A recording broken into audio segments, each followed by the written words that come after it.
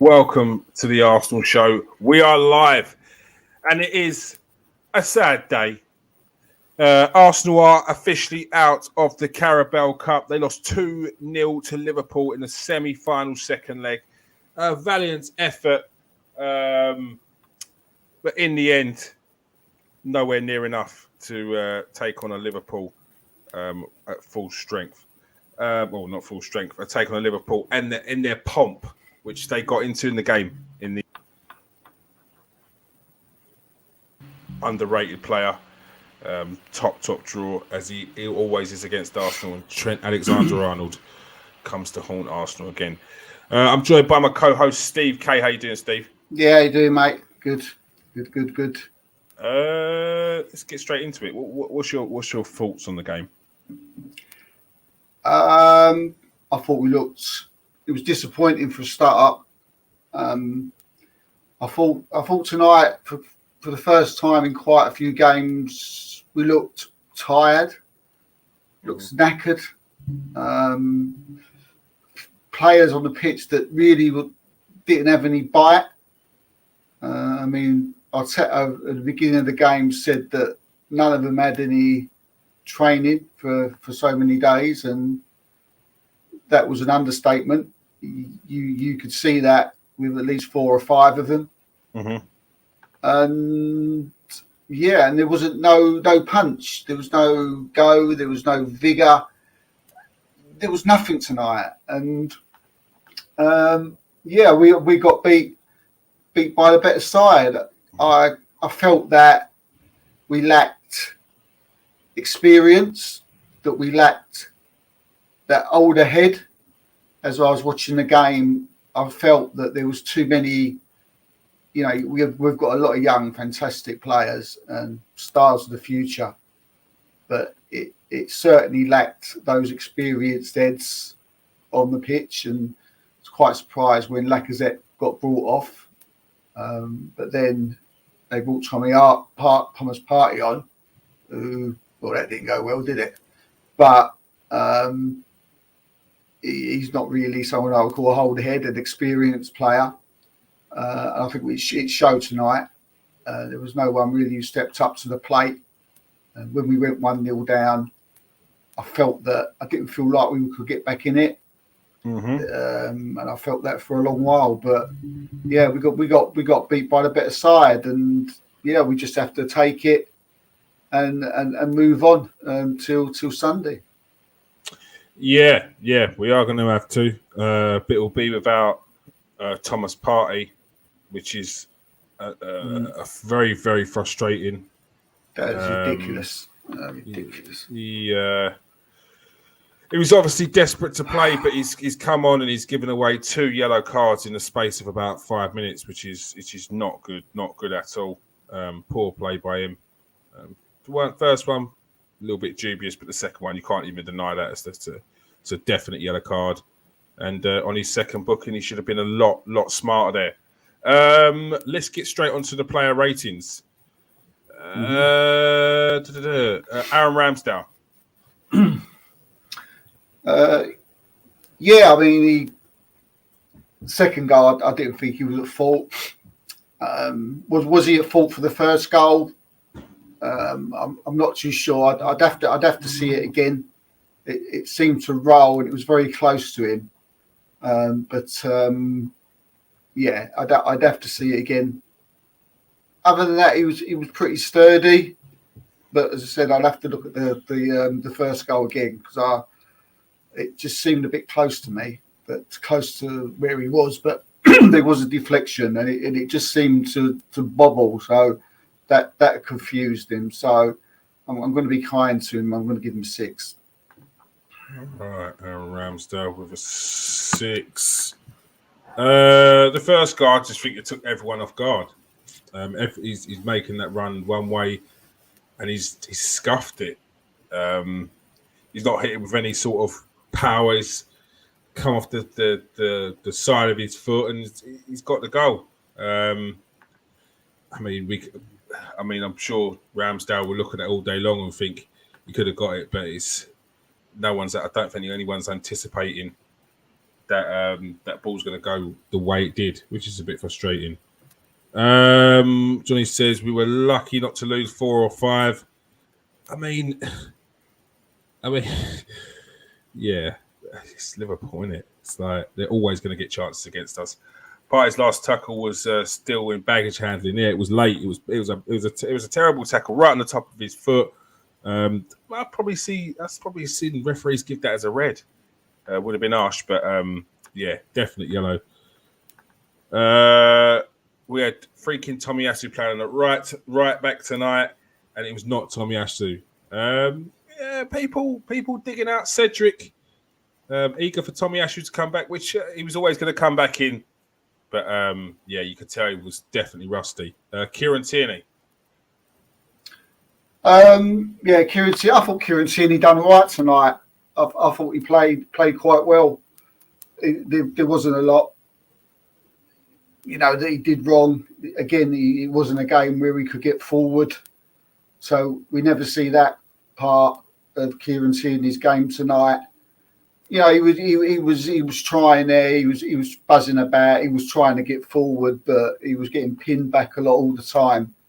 But I didn't think Kieron had a bad game tonight. So yeah, I'll give him a 6. 6 Kieron Tierney.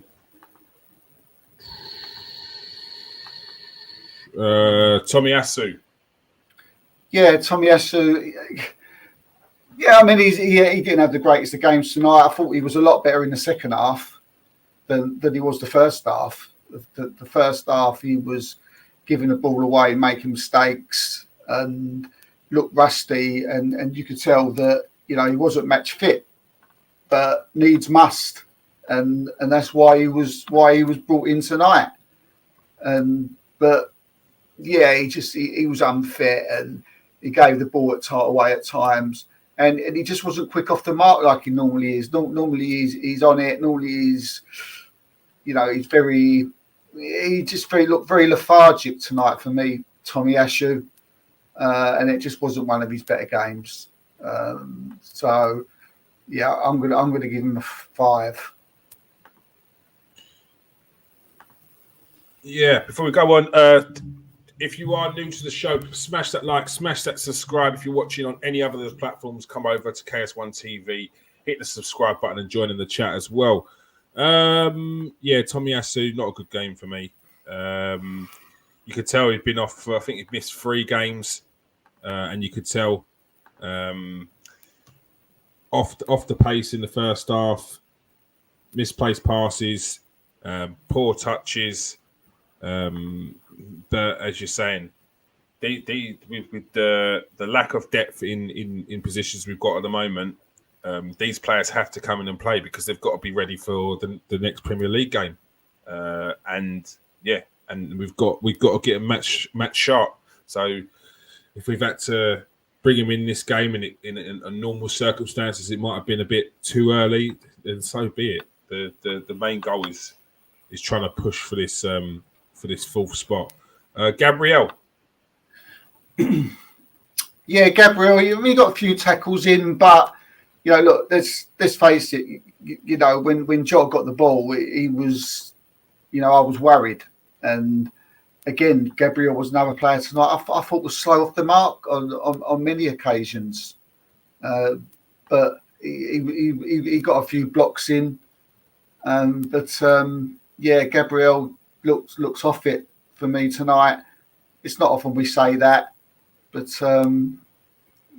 I just think, with the player, I thought with the midfield, I didn't think the centre backs had much protection tonight. So, yeah, I mean, I'm going to go. I'll give him a 6. 6 with Gabriel. Ben White. Yeah, very similar. They always seem to have similar games, these two. Yeah, I mean, the only thing with Ben White, we used to see him.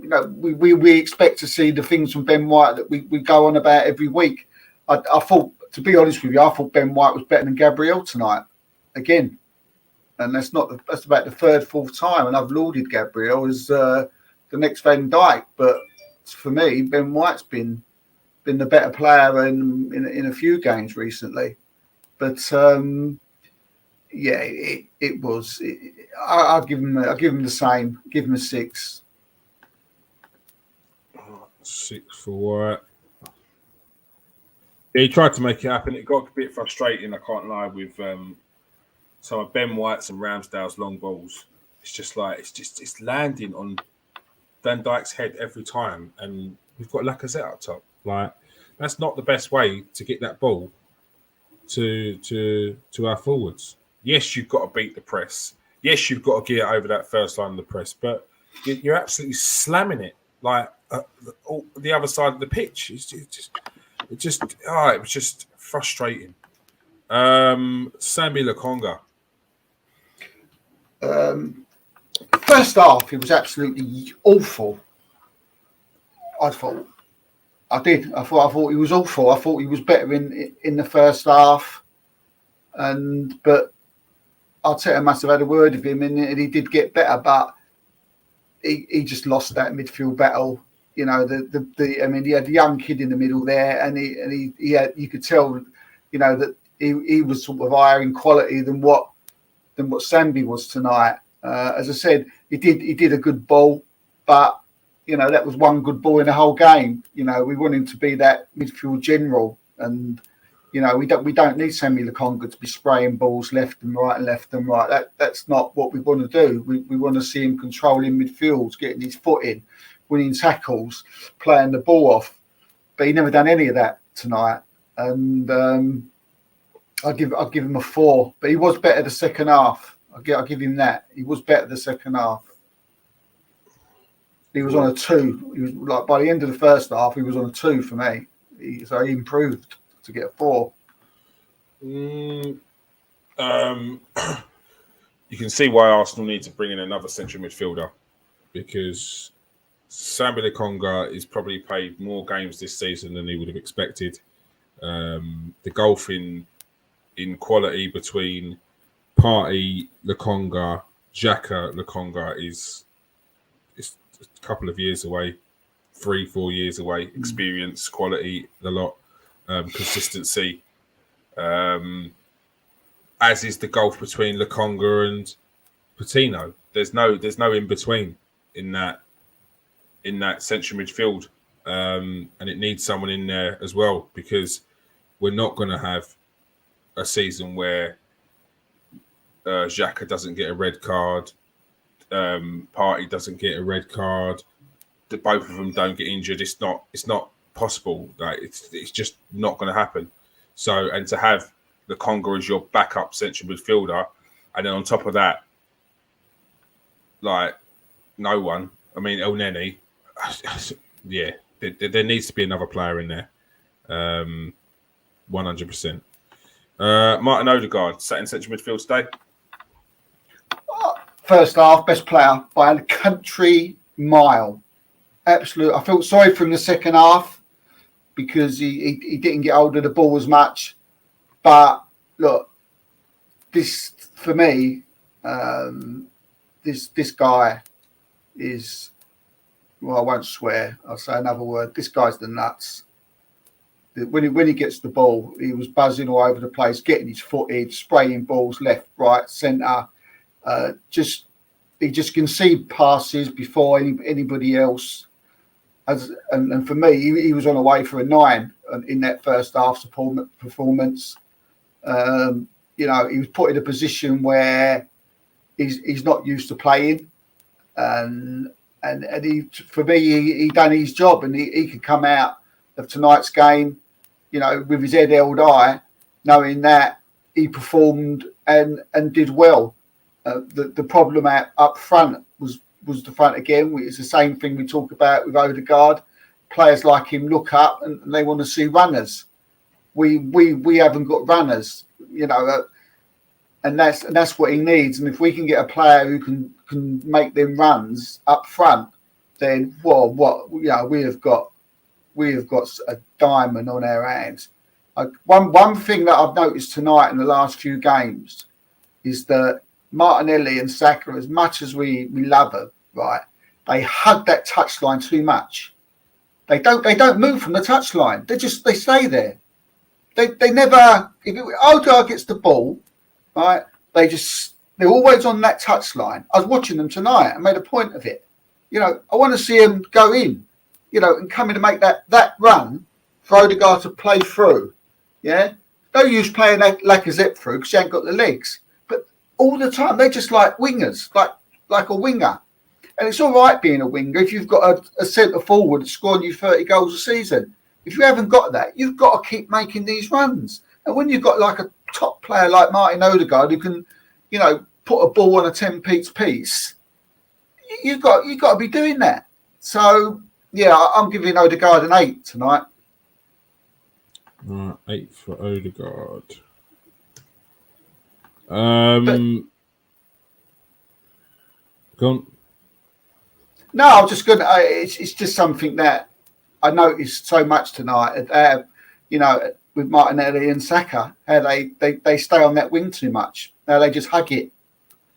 And wouldn't to say that's great. They do lovely things, but there's going to be games like this where we want them to cut in, and yeah, it's starting to stand out quite a lot. And yeah. Anyway. I thought that he needed to be more forward, but that's where Smith Rowe He couldn't be. How could he go more forward? Hold on. But that's where. Let me finish. That's where Smith Rowe was playing, and that's why I was screaming for Smith Rowe to come off, so that we can stick Odegaard a bit further forward, because that's where I think he plays best, because. He needs to get that ball and then find those spots. Yeah. No, I felt for him because he likes to get forward. He likes to be on that. He likes to drift to the right. He likes to pull people out. Yeah. And I think if he was a bit further forward, I think you may have seen Saka tuck in a bit more, because that's what Odegaard does. He loves to drift out to the right, which drags that player out, and then it creates that space. Didn't get as much chance to do that because he's in the central midfield where he got quite congested at times. It's just so frustrating, Kieron, for him. That's why when you said about he can go forward, I was like, first thing that came into my head was like, he can't, because I'm so frustrated for the boy that that he's having to do things that. If he was like the Dennis Bergkamp, he's not a Dennis Bergkamp, but he may be one day. But if he was to play in that hole, right, where he plays in there, where Smith Rowe said, just like you did, this kid could be different class. And I'm watching him tonight, trying to do everything, trying to do, the covering for the centre backs. He's trying to get his foot in, and then he's looking up, looking for players to make runs.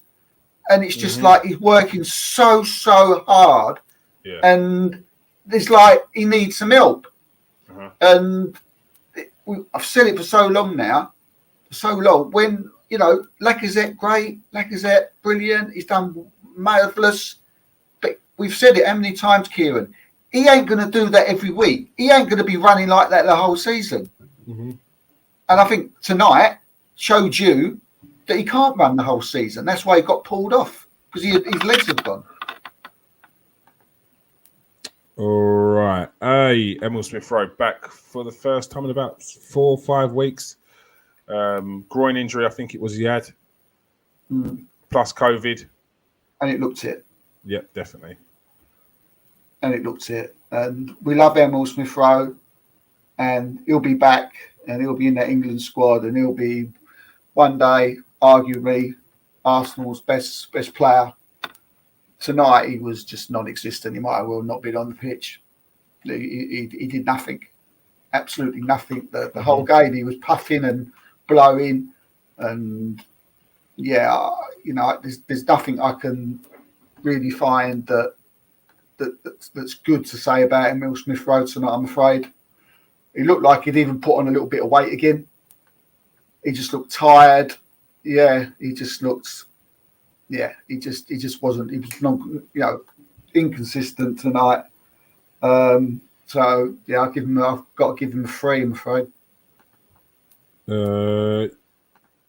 Yeah, I felt for him because he needs to play because we've got such lacking of depth. Yes, we've seen Smith Rowe sitting on the bench for Martinelli for however long, but if Martinelli then gets injured, then you're down to one. You're down to just Smith Rowe. So he needs to get match sharpness. So today, I'm sure it would have helped him. He's probably another game of a little bit better than this before he gets back to full fitness. He was non-existent. I was hoping he was going to come off earlier so that Odegaard could go forward. Yeah, but it just didn't happen. Not for him tonight. Gabriel Martinelli, best player on the pitch for Arsenal. Without a shadow of a doubt. Just didn't stop, caused problems, got down the line. Made the goalkeeper work. You just wanted him to give him the ball all night. Whoever had the ball, just give him the ball. Just give him the ball. And when he got the ball, he was Arsenal's most dangerous player, and you fancied him against whoever he was up against. That little drag back and drop of the shoulder past Van Dijk was lovely, but an absolutely world-class tackle from Fabinho, and that's why that's the difference there. I mean, it's for defensive midfielders go by. He's one of the best in the game, and it's moments like that because he absolutely sent Van Dijk there for clear on goal, and he just slid it and got a foot in. He destroyed the first half. I can't who was he up against, but.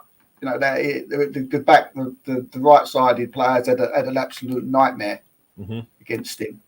And then in the second half, Klopp must have said, if I was Liverpool's manager, I would have said double up on him. And that's what they did. And he was, for about the first 20, 25 minutes of the second half, he was quiet. He was getting the ball, and he had about 2 or 3 players around him every time he got the ball. But then he started to think, I don't care how many players I've got around me, and then he started wiggling through and getting out. Then he started causing problems again. When the Liverpool players started to tire on the right hand side, their right hand side players, he don't tire. He's like a Duracell bunny, and he just carries on and he just carries on and he carries on. He must be hell for a right back or right sided midfield player, for them to come up against him. But I thought from right from the off, as I say, I thought he was our best player tonight, and I'll give him an 8. All right, Martinelli gets an 8. Yeah, I thought he was very good today. You get the same out of Martinelli every game. You get a lot of energy, chances on goal. He creates his own chances. He creates chances for others. He makes people think. I don't think they doubled up on him straight away. So when the game first started, they weren't doubled up on him. They were doubled up on Saka, because every time Saka got the ball, they were someone on him, and then someone just behind Saka, just behind that player there as well. But then they soon realised they had to double up on both, and Martinelli got two players on him, which speaks volumes about the players that these two are becoming. But they're going to have to work out how to get beyond that, because sooner or later everyone's going to know about them. Everyone already knows about Saka. Sooner or later you're going to get that every game. So you're going to have to change it up a bit. Bukayo Saka. I didn't feel it tonight from Bukayo. I didn't think he was as dangerous. I didn't feel he had the threat like other games when we come on here and we say, he's the threat, he drives people mad. I didn't feel that tonight. I didn't feel he gave any problems. There was a couple of times. I mean, there was too many periods in the game where you didn't even hear his name. There was like 10, 15 minutes and he was like, oh yeah, Saka type of thing. And then he'd pick the ball up, and then he'd try and do something. And unfortunately, nothing really was happening. It was all happening from Martinelli's side, really, if we was to be honest. I didn't feel it tonight from Saka. I mean, it's not often I give him this mark, but I just didn't feel his threat. You know, I didn't feel he not to any fault of his own that he was getting the ball enough. And as I said, that's not his fault. So yeah, maybe a bit harsh, but I'm going to give you 5. All right. Saka with the 5. Yeah, Johnny said 5. It's a good someone. Alexandre Lacazette. He looked tired. He looked tired tonight, and it was, you know, he tried and he tried to do his bit, but when you're not, you know, when you feel that you've got no threat, you know, you've got Martinelli doing his bit on the wing and ducking and diving inside, but that was it. Apart from that was the only threat that we had for me tonight, and that was it. We had no threat from Smith Rowe from the midfield. We had no threat from Odegaard for the reason because he was playing too deep, and we had no threat from Saka because it just wasn't his day. So this is where you want your centre forward, your main man, to be a threat, and he wasn't.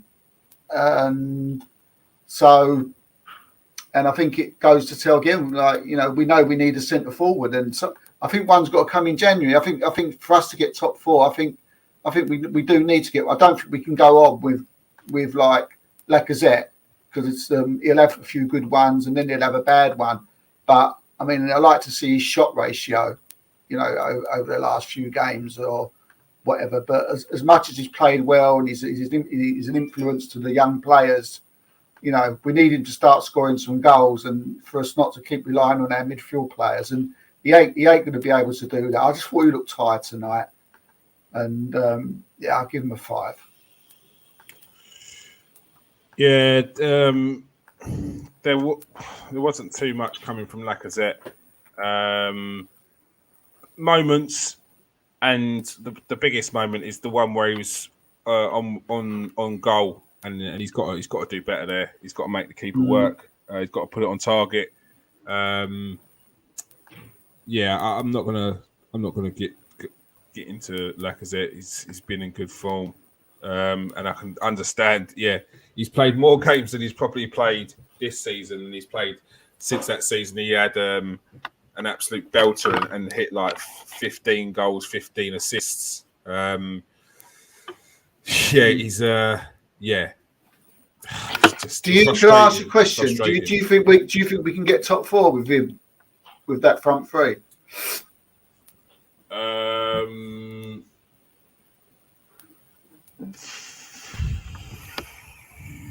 Barring injury, it's going to be tight. It'll be very tight. It would have to be Lacazette needs to start scoring goals. That's the question, isn't it? Really, that's the question. You know, is he going to score goals? Is he going to start? Is he going to, for the rest of the season, score 10, 12 goals? The thing is, he's not really scored goals. Like, he scored goals at the start of the season. He's not really scored any goals recently. He's just played well. He's just had good link up. It's about time we started getting some goals from Lacazette, and that would make his performances. Like, we'd be waxing lyrical about Lacazette if he was starting to score goals. But we can't rely on the mid. We've said it for how long, mate, haven't we? We've said we can't keep relying on our midfield players all the time. It's going to become to a point. You can't rely. You know, I remember saying it loads of times that, you know, Smith Rowe, Saka, and you can't rely on them to score 2-3 goals every week. No, he's got to score, and if he don't, and I just can't. As much as we love his work rate, we didn't buy him for his work rate. No, but we also didn't expect Aubameyang to not score in like 2 seasons. No, that's ruined us as well. No, that's right. But you know, this was a bloke who used to score 30 goals a season. And he hasn't done that since he's come to Arsenal. That's the thing, and that's the reason why my issue with him before. However, on the flip side, my way of thinking now is, if we are losing Aubameyang, which it seems like we are very much going to lose Aubameyang, I would still like an experienced player to be in that squad, and which is why I still would give him a contract, because I feel like if we get rid of Abba, get rid of Laka, get rid of El Nene, it's like, where's the experience? It's Xhaka. Someone has to come in, mate. If Aubameyang goes, someone's got to be coming in. Yeah, but if they don't, mate. If someone doesn't come in, if Aubameyang leaves, I'll have to ask a question. Yeah, if we're talking about, even if we're talking about Dusan Vlahovic, he's 21. Like, I still feel like we need an experienced player. Like, we're talking about age, experience, like life lessons, like someone who Dusan Vlahovic can ask questions to. Like, I saw it. I've seen it before, where Arsenal changed their ethos, which was don't give players over 30 any more than a year, and sign young players. We end up losing all of our old players because everyone got to 30. They didn't preempt this and offer contracts at 3-year deals at 29, 2-year deals at 29. They waited until they were 30, offered them a 1-year deal where they all walked away. We lost Campbell, we lost Lauren, we lost Edu, we lost Perez, we lost all of them, we lost everyone. And then we had a load of youngsters. We cannot go through that again. I think that's why they want Mella. I think that's why they want Mella. But is Mello enough? If you talk about, I think so. If you're bringing, look, tonight we played a Liverpool, right? We put, so I don't want to get too thingy. I mean, after the game, I thought to myself, would I rather win this or Burnley Sunday? And whether it's because we was out, and I thought about it, and I thought, well, I must be honest with you, I would rather beat Burnley than be in a League Cup final. To be honest with you, yeah, I know people might think, oh no, it's a cup, but you've got to realise how important the Champions League is to Arsenal Football Club, and Burnley's massive. It's bigger than Liverpool. Make no mistake, especially the way results have gone over the last week. But I think if you bring in Mello in and you're bringing a forward in, and as I said, we can't get too carried away. Do you know what I mean? We've had a bad game tonight, and there are circumstances that we can pick on, like just come back from COVID and not trained, and and when you're doing that against a Liverpool side, you're going to struggle, and that's what we did. We struggled. So, do I think it's enough? It will have to be enough, because that's all that's happening. Because as far as I'm aware, there's nothing else happening. Yeah. I stand by what I say. I still feel like we need experience in our team. Even if we was to bring in Arthur Mello, if we're losing Aubameyang, and it's that players in the club, the length of time players have been in the club. Again, we're dealing with kids. Saka and Smith Rowe are passing that message. For me, I feel like we need that experience. I don't think he'd play a massive amount of games. I think he'd have to understand that, but I think you need that experience. I'd like to keep Lacazette. I ain't got no qualms. I'm not one of these fans that says, "Oh, sell him, get rid of him." People got to realise that you have to have a squad, to compete for trophies. And Lacazette, I want Lacazette to stay. Will he stay? Well, that's if you're going to compete for Champions League, you've got to convince players like Lacazette to stay. And even if he's not on the pitch, and he's at training, or he's a sub, or his experience is invaluable. As you say, it doesn't have to be on the pitch, does it? Exactly. We're going to have an additional, say, 15 games next season when we're in Europe. Right. These players are going to be needed.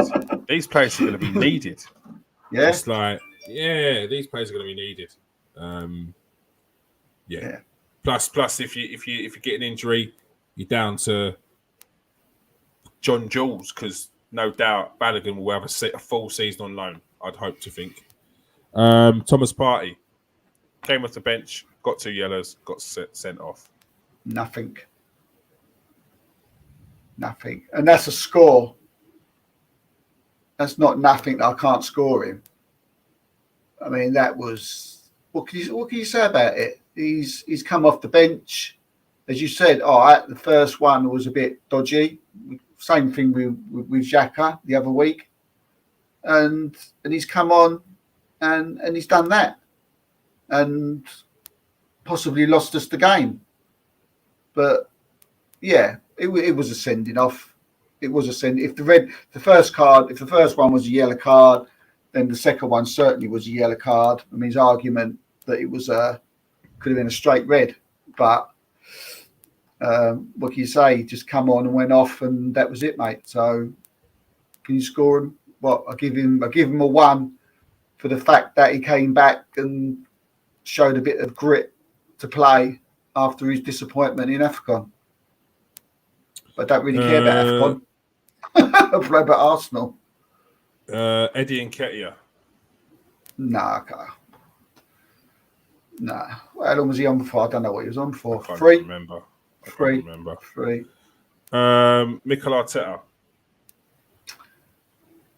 The side, did he get? I think he picked the side that he had that really did that. The only possible side he could play. He couldn't. Did you see our bench?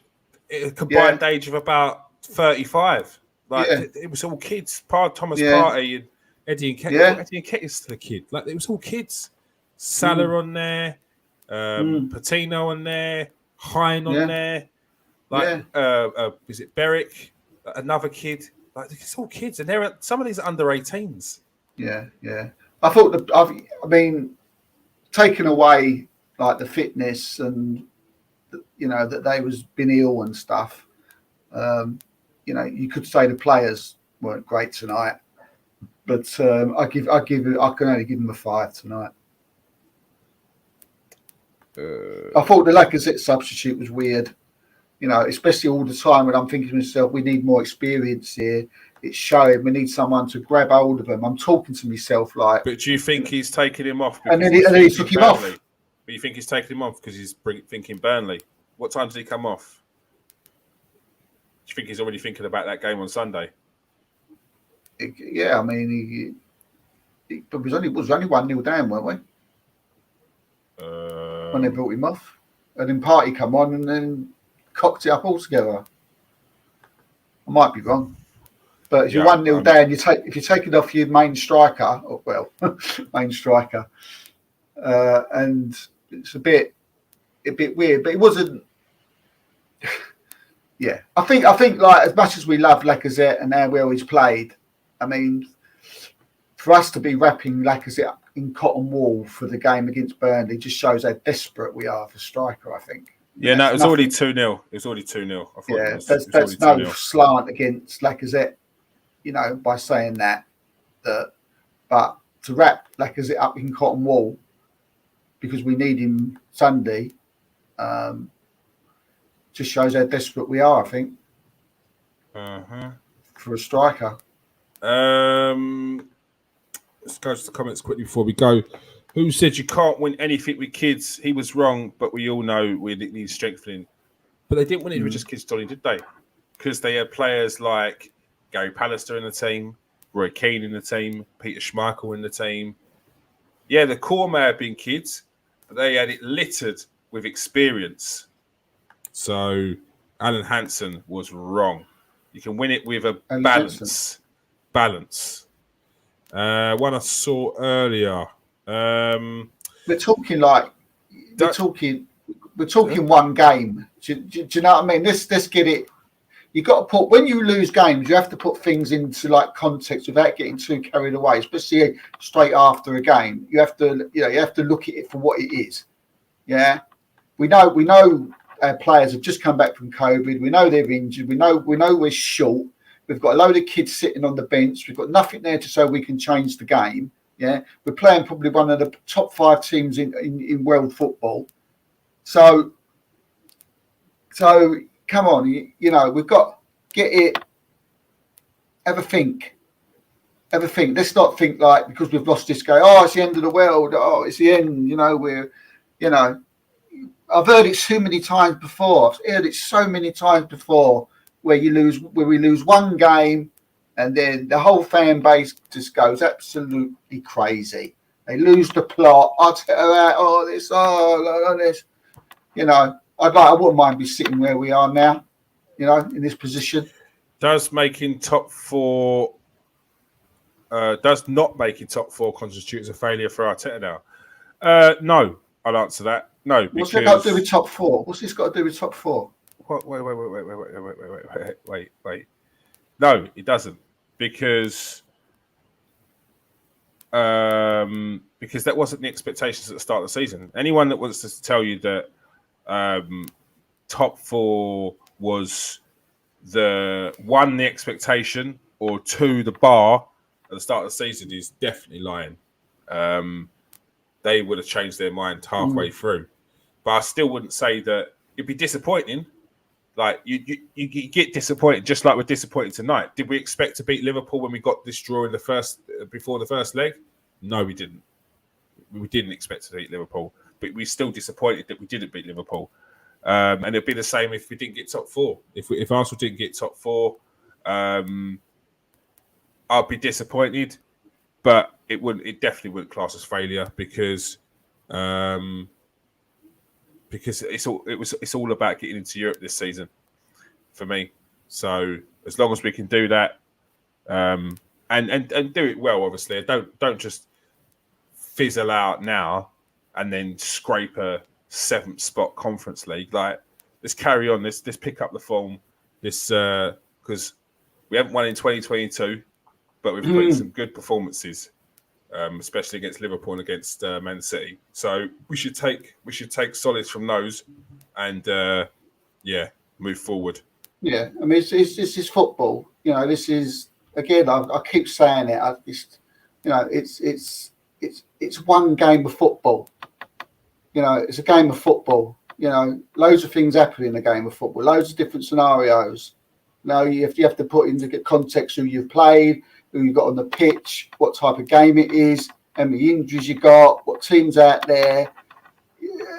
And for me, I see too many comments and too many tweets and too many things from pundits saying, you know, not analysing exactly what goes on. I mean, you know, they're talking about like the Forest game as if like it's got anything to do with, you know, the next league game, which to me is absolutely Neanderthal and ridiculous to me. You know, I just feel that we just got. I don't. There's nothing wrong. This tonight means absolutely nothing to me.